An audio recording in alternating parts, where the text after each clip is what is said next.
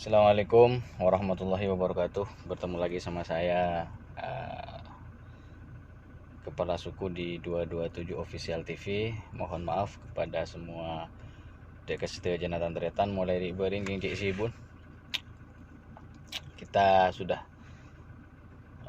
lebih 1 minggu mungkin ya tak ngupload video anyar boleh karena kita yang lah cek si bonongku ini.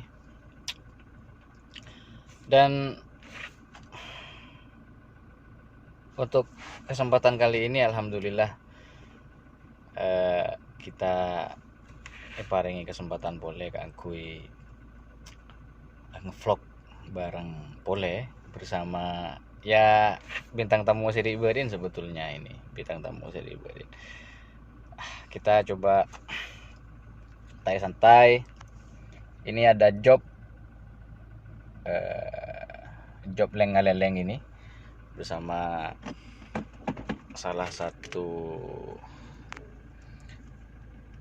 putra mobil kondang yang ada di Madura.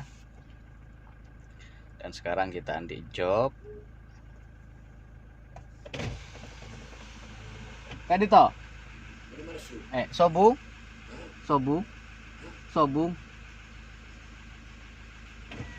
Kita andi job konpakon ini saudara. Ya sekalian kita ngevlog bersama bintang tamu yang kemarin pernah hadir di 227 Official TV. Siapakah dia? Yuk kita langsung saja samperin orangnya. Bismillahirrahmanirrahim.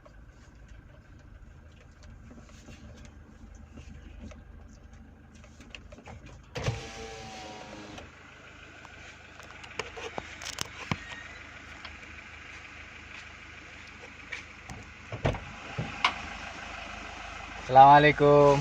Waalaikumsalam warahmatullahi wabarakatuh. Ketemu boleh bos ya? Alhamdulillah. Dari rumah kabar? Alhamdulillah Saya sehat. Alhamdulillah. Ini sekarang kita akan andi job.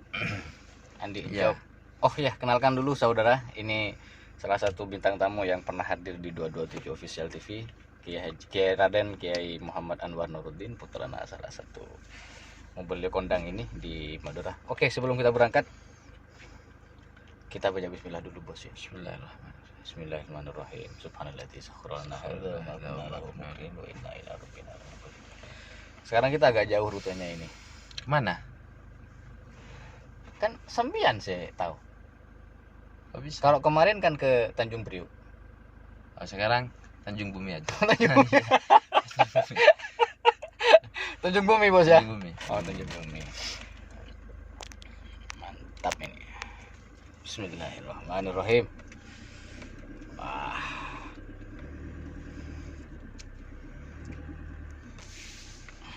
Enggak bergoncang jalannya. Bukan hanya bergoncang ini. Ini termasuk termasuk.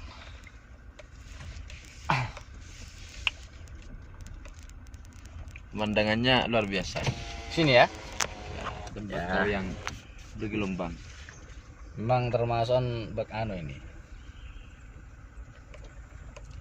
Ada yang besar, ada yang kecil. Tak rata ini, gara belta ini tembakau ini termasuk tak apa rata cek dengan ecapo ocen mulai ribet. Tapi doakan ya, semoga tembakau pada tahun ini waringi larang ya bos ya. Amin. Jaringan ini sering tani ini.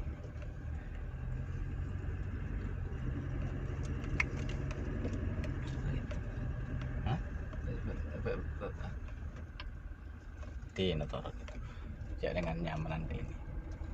Mende ini kan nyaman. Tak apa ini.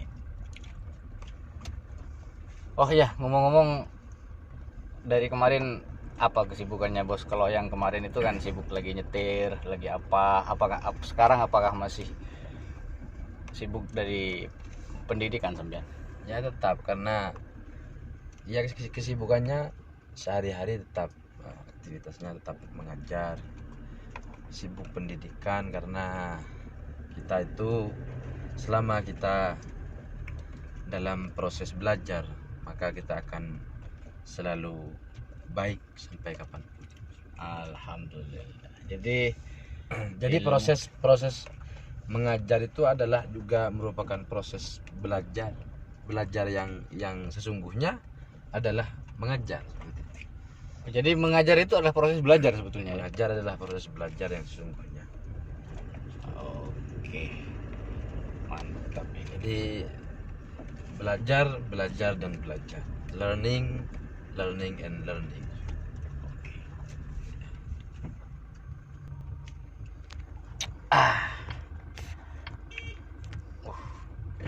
Ya, bener yang ngelakson ibu di ini saudara. Termasuk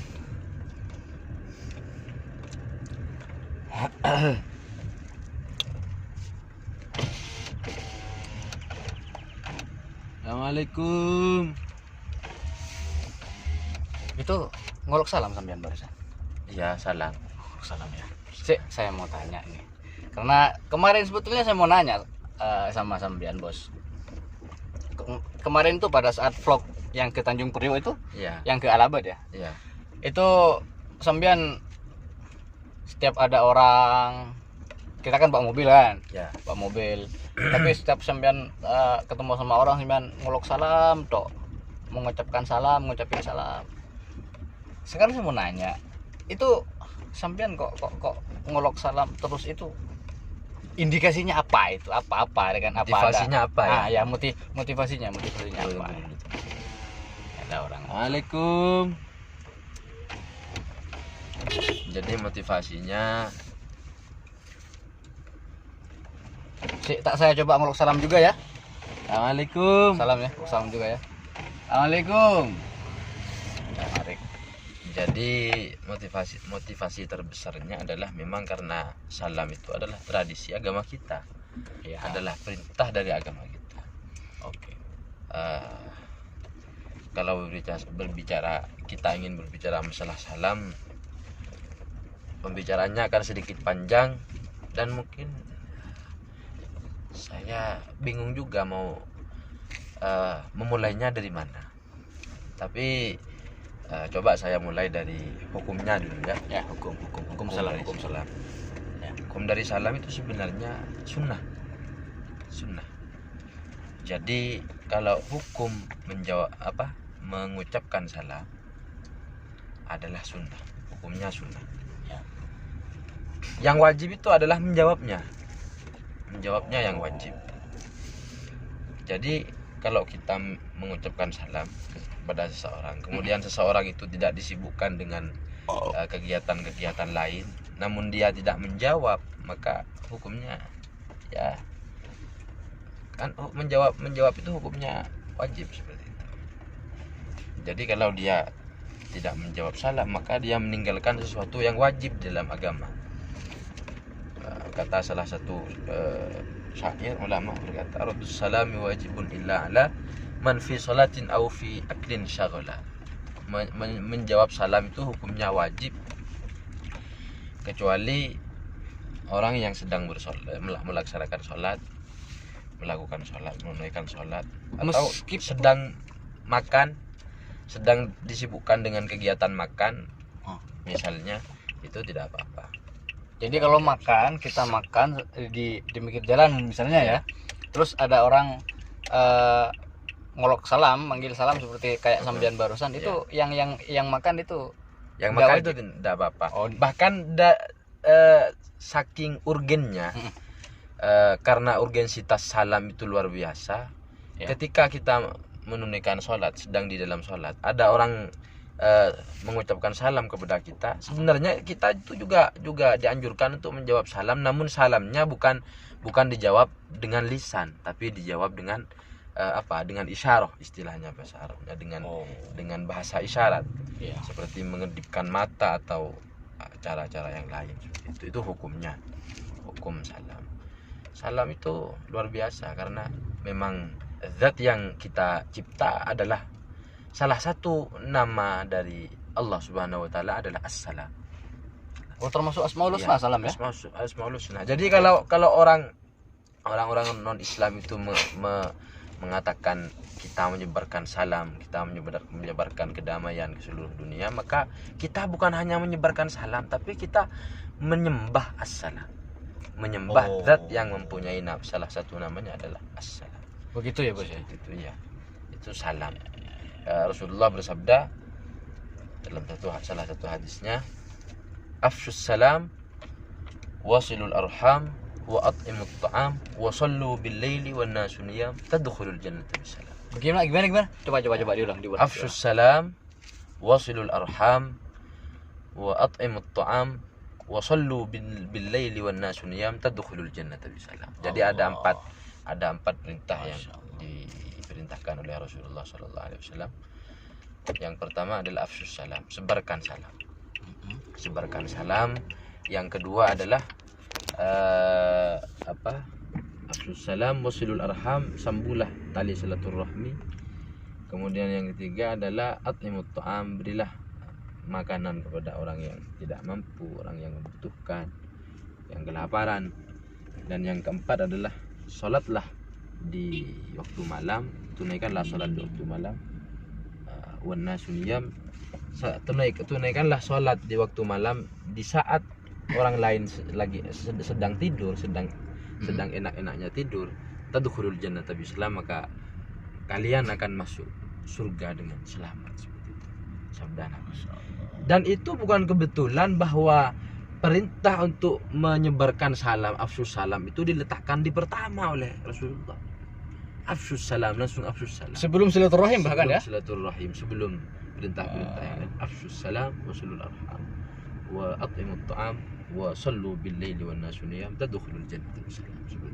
Masya Allah, mantap saudara. Jadi itu salah satu bahasan dari salam. Oke, baik. Dengar ya katanya salam itu, kalau saya pernah dengar ceramah gini bos, ceramahnya gini. Katanya di setiap rumah itu ada setannya katanya. Ya. Katanya setan desim. Ya. Nah, setan desim itu katanya kuota-kuota ke salam katanya. Sungguhan itu bos ya.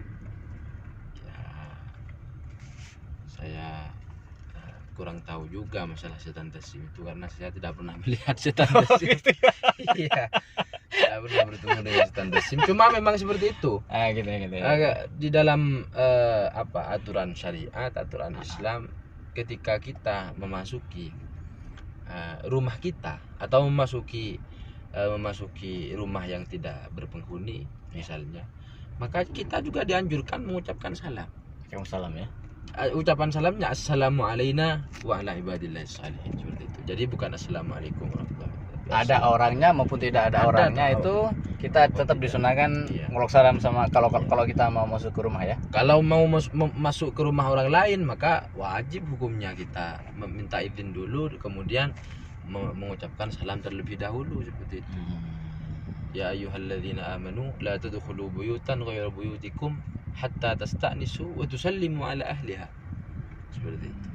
Wahai orang-orang yang beriman, janganlah kalian memasuki sebuah rumah yang bukan rumah kalian sebelum kalian meminta izin dan mengucapkan salam kepada pemilik rumah itu. Itu anjuran dari Allah Subhanahu wa taala.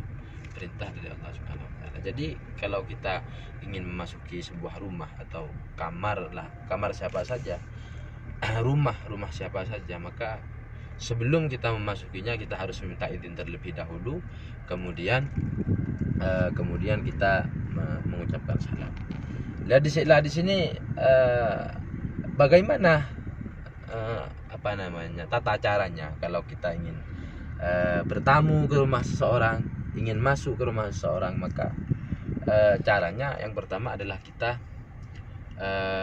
mengucapkan salam terlebih dahulu, seperti itu. Itu menurut mayoritas ulama, mengucapkan salam terlebih dahulu kemudian meminta izin. Jadi kalau istilah bahasa Arabnya assalamualaikum warahmatullahi wabarakatuh, adkhul, seperti itu.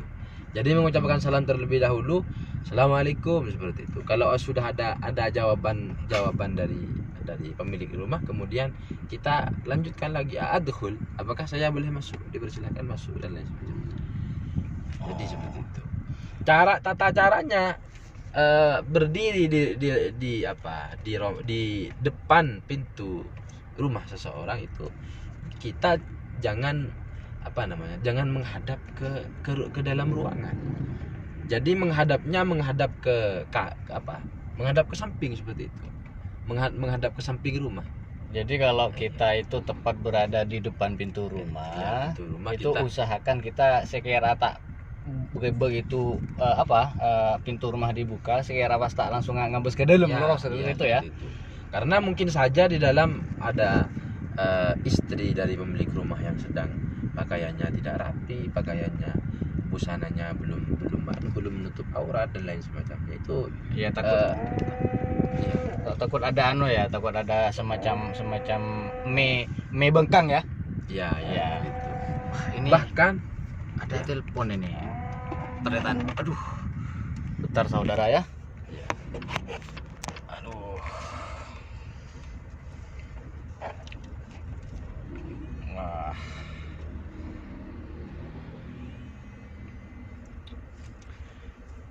Aduh. Ada sedikit gangguan ya. Iya, lanjut gimana? Nah, kemudian itu kan anjurannya. Kenapa dianjurkan seperti itu? Karena takut kita itu secara tidak sengaja melihat kepada rahasia orang lain atau aurat orang lain itu. Bahkan ingin masuk ke kamar orang tua sekalipun, ayah ataupun ibu sekalipun, itu juga dianjurkan untuk mengucapkan salam dan minta izin terlebih dahulu. Ada salah satu sahabat bertanya kepada Rasulullah, meskipun saya ingin masuk ke kamar ibu saya sendiri, Rasulullah menjawab, ya. Atuhibbu antaraha uryana, kata Rasul, sabda Rasulullah sallallahu alaihi wasallam. Atuhibbu antaraha uryana, apakah kamu ingin melihatnya dalam keadaan telanjang? Ya, kalau tidak ingin melihatnya dalam keadaan telanjang, maka mengucapkan salam terlebih dahulu, minta izin terlebih dahulu, baru masuk. Itu salah satu pembahasan tentang salam. Ya, sekarang ini ya, salam kita kalau kita kan mau masuk ke rumah orang, mau bertamu, itu kan wajib nguluk salam, Bos ya. Ya. Sekarang pertanyaannya gini. Kalau rumah yang akan kita tamu yaitu dalam tanda kutip ya kan dulu apa ya istilahnya, rumah kosong umpamanya, rumah kosong. Dia kan tidak berpenghuni umpamanya. Tapi ngomong-ngomong, kalau rumah kosong ngapain kita bertamu ya? Iya juga. Kalau kecuali ingin menjadi pemburu hantu. Oh, iya. Pemburu hantu bisa. Oke. Saya Bos. Ibarin sempat macah nang Detik News itu ya. Iya. Cuman minta sama sampean saya. Di Detik News itu kalau enggak keliru, saya baca. Ya. Tapi saya sudah lama itu bacanya. Jadi saya aja, apa istilahnya, saya kasih garis bawahi kalau enggak salah. Itu baca di Detik News tentang fatwa MUI Jawa Timur, enggak keliru, tentang masalahnya pengucapan salam semua agama. Itu kan Salam lintas agama. Iya, kan biasa kan Om Swastiastu, Om Namo Buddhaya dan apa lain sebagainya, salam kebajikan. Itu katanya sebaiknya katanya, karena salam itu merupakan ibadah. Jadi sebaiknya, saya ingat barusan, kalau kita mau mengucapkan salam atau mau sambutan atau mau apa, sudahlah, mestinya kita pakai assalamualaikum saja gitu, enggak usah pakai karena itu katanya, karena itu kan pertama ibadah, nomor 2 itu kan katanya ya, kalau saya baca di fatwa MUI itu eh, artinya itu kan memuji sang pencipta. Salam itu kan Iya. berdoa, salam itu ibadah, doa dan memuji sang pencipta. Jadi kalau kayak salam-salam yang selain assalamualaikum kayak yang saya kutip barusan dari Detik News, kayak namo buddhaya, terus om swastiastu, om, itu kan memuji terhadap Tuhan yang agama selain Islam yang mereka yakini kan gitu. Iya. Kan kalau orang Islam kan mengucapkan salam kayak gitu kan kurang-kurang elok kayaknya bos. Menurut sampean gimana? Ya, Ya. kalau memang ada yang pertama kalau memang ada fatwa dari MUI MUI ya. itu Itu ya. pastinya MUI sudah mempertimbangkannya dengan Matang ya, dan matang. mengkaji gitu ya. Ya, karena MUI itu adalah lembaga keagamaan yang Legal gitu ya. kredibilitasnya sudah Sudah tidak bisa diakui gitu ya. dilakukan lagi seperti itu. Kemudian yang kedua, Ah. memang jika kita menggunakan salam dari agama-agama lain, kan bisa saja kita tidak tahu terhadap makna dari salam itu, namo budaya dan lain semacamnya itu. Mungkin saja itu mengandung pujian terhadap Tuhan dari mereka, seperti itu. Jadi kalau mengandung pujian terhadap Tuhan mereka kan itu tidak baik menurut agama. Menurut Ya. ketika orang Islam mengucapin itu ya. Dan kurang-kurang. juga saya juga pernah membaca sebuah hadis yang berbunyi seperti ini. Rasulullah bersabda, la tabda'ul yahuda wan nasara bis salam, fa idza ra'aitumuhum fit tariq fatarruhum ila adyaqihi, seperti itu. Sabda. Jadi ketika kita Jika- ketemu dengan Itu hadisnya. Oh, saya iya. jelaskan dulu ya ya. ya. La tabda'ul yahuda wan nasara bisalam. Jangan, kata Nabi, sabda Nabi, jangan kalian memulai mengucapkan salam kepada orang Yahudi dan Nasrani. Fa idza ra'aitumuhum fit tariq, jika kalian bertemu dengan mereka di jalan, fatarruhum ila adyaqihi. Ini kalau di apa namanya, dipraktekkan di zaman yang sekarang ini radikal sekali. Radikal. Fatarruhum ila adyaqihi. Jika Sekarang ini musim-musimnya musim radikal, radikalisme ya Mas ya. radikalisme. Jika kalian bertemu dengan mereka di jalan, maka pepet mereka hingga mereka berjalan di jalan yang paling sempit, seperti itu. Jadi kalau kita sedang berpergian seperti ini, menggunakan mobil atau sepeda motor, maka jika bertemu dengan orang Yahudi dan Nasrani, pepet nggak apa-apa, seperti itu kan. Makna hadisnya seperti itu. Cuman kita tidak boleh memasukkan mentah-mentah tanpa dikaji dulu terlebih dahulu. Dan hadis itu mempunyai kajian yang panjang, karena konteks dari hadis tersebut Rasulullah bersabda seperti itu di waktu orang Yahudi dan Nasrani dulu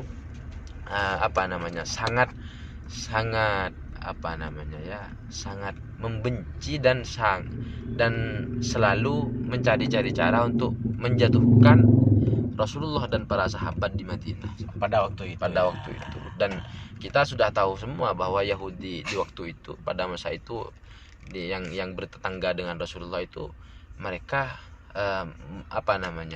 merusak perjanjian, membatalkan sendiri perjanjian yang mereka buat dengan Rasulullah, merusak sendiri perjanjian yang mereka buat bersama Rasulullah SAW. Jadi Rasulullah bersabda seperti itu karena konteksnya dulu seperti itu. Jadi kita harus melihat konteks. Kalau konteksnya dengan orang Yahudi dan orang Nasrani yang orang Yahudi dan Nasrani yang baik pada kita, orang Yahudi dan Nasrani yang tidak mengganggu kita, tidak mengganggu agama kita, bahkan saling bantu membantu dalam kebaikan bersama kita, maka itu lain konteks seperti itu. Di dalam Al-Qur'an kan disebutkan la yanhakumullahu 'anil ladzina lam yuqatilukum fid din wa lam yukhrijukum min diyarikum an tabarruhum wa tuqsitu ilaihim innallaha yuhibbul muqsitin. Allah tidak melarang kalian Allah tidak melarang kalian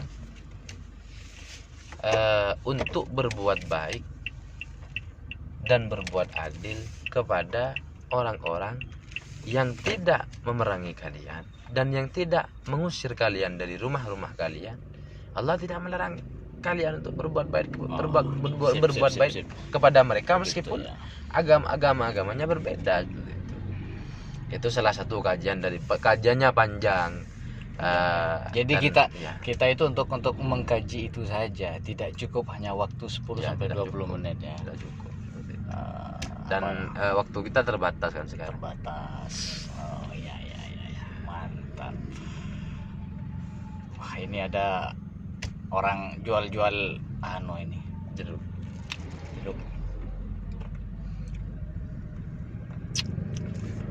Salam Pak.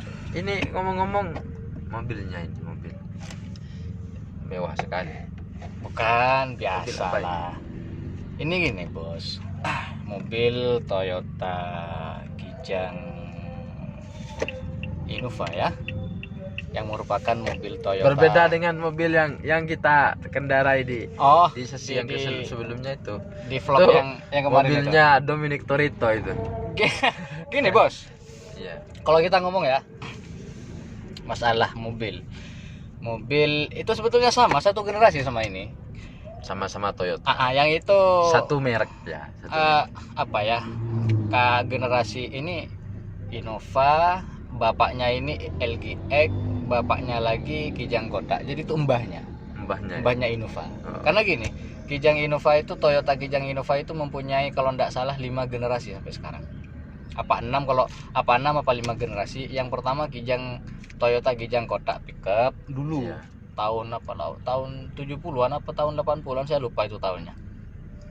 Terus generasi kedua masih tetap Kijang kotak pickup, dan generasi ketiga itu generasi Toyota Kijang sudah model MPV. Iya. MPV. Terus generasi keempat itu sudah Kijang kotak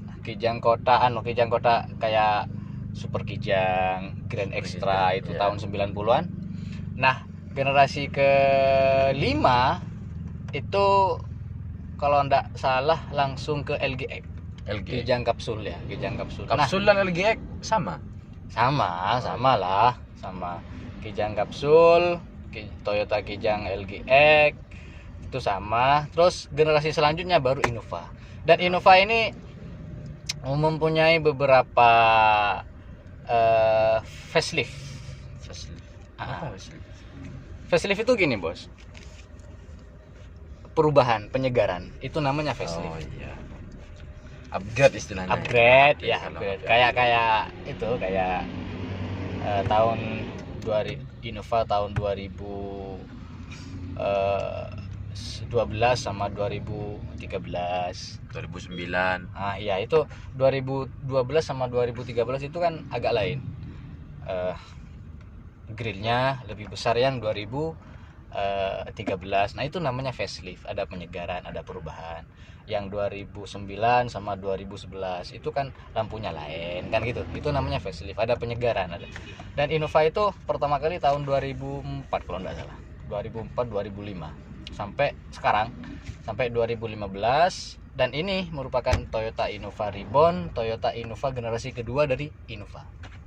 Jadi Innova itu sudah mempunyai 2 generasi. Yang pertama yang dari 2004 2005 sampai 2015, dan 2015 sampai 2020 itu generasi kedua, namanya Innova Reborn. Iya. Berbicara tentang Toyota. Saya tahu sedikit tentang sejarah Toyota. Monggo. Toyota itu kan saya ingin tanya ke Sambian. Toyota itu pabriknya ada di negara apa?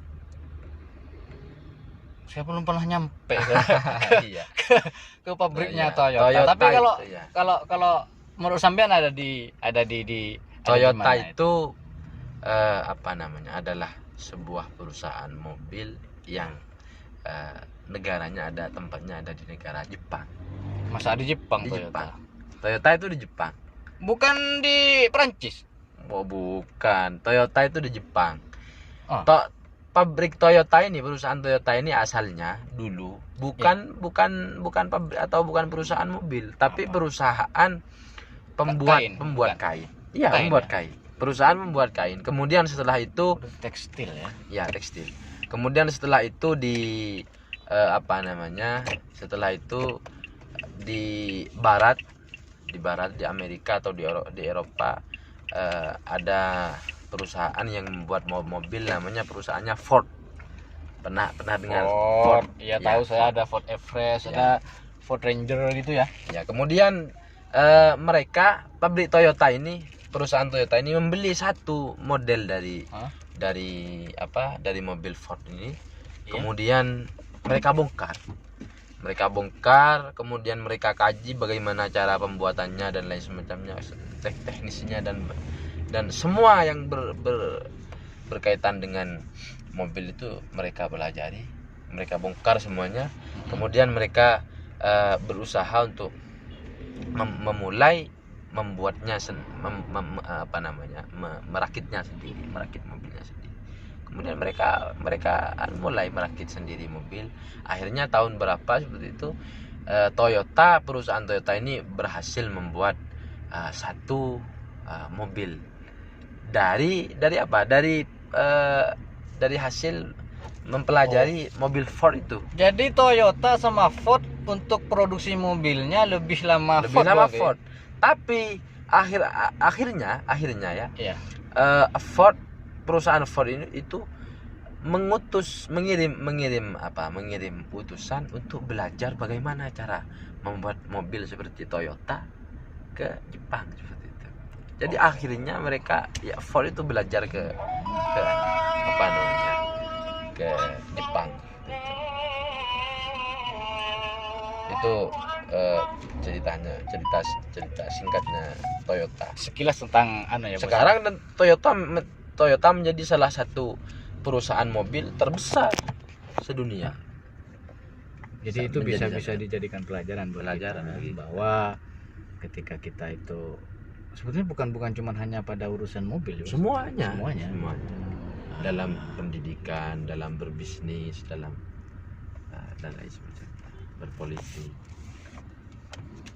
Selama kita memaknai kehidupan ini, kita maknai sebagai langkah pembelajaran untuk menjadi lebih baik, maka insya Allah apa yang kita lewati dalam hidup akan terasa lebih ringan dan lebih menyenangkan. Seperti itu. Kayaknya gini, Bos, vlog kita itu kayak sekarang kayaknya agak lama ini, Bos ya. Lama ya. Kalau kemarin kan cuman berapa? Sekitar 11, lebih 11-12 menit mungkin ya. Iya. Sekarang agak lama ini, alhamdulillah. Wah, ini sekarang kayaknya kita mau nyampe nih ke tempat tujuan, Bos ya. Alhamdulillah. Ke Tanjung Bumi ya. Tanjung Bumi apa Tanjung Priok sekarang? Tanjung Bumi yang pertama, sesi pertama itu yang part pertama itu yang Tanjung Priok. Oh, yang sesi pertama itu Ya, Tanjung sesi Priok. pertama Tanjung Priok. Dan yang sekarang kita Tanjung Bumi sekarang ya. Kalau ada sesi lagi yang ketiga, bisa saja Tanjung Pekantenan ya? Tanjung Ya, mantap. Alhamdulillah. Ya, kita sekarang mau nyampe ini, saudara. Mungkin itu sebetulnya ini pertarungan sedarah ini, saudara ya. Bisa dikatakan pertarungan sedarah ya. Pertarungan sedarah antara Toyota Innova Reborn sama Kijang Innova Reborn sama Kijang Innova Grand Extra ya. Iya. Grand Extra ya. Ya. Wah, ini agak rame nih, saudara, agak bersela ini. Kayaknya kita sudah nyampe di Tanjung Bumi. Dan terima kasih kepada para pemirsa, para mitra 227 Official TV semuanya. Aduh, agak repot ini, tinggal sambil nyetir sambil Wah.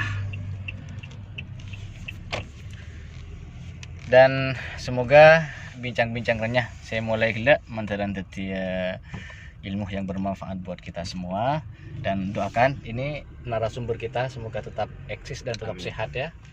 tetap dibaringi menteren parina gampang rizkina murah Amin. rizkina. Amin. Ya, ya doa tapi ini kalau cuma narasumber mulu saudara ini saya. Ben saya presenter kan gitu sih, presenter. Host ya. Host. Host di jangan ya. Host presenter aja. Ya, mungkin ini karena kita sudah mau nyampe ini, sudah mau hampir gelap ini saudara, sudah mau maghrib, dan terima kasih telah menonton channel ini, dan jangan lupa cekrek ya, Subscribe dan cekrek, like dan care. Oh bukan. Ya. Terima kasih. Assalamualaikum warahmatullahi wabarakatuh.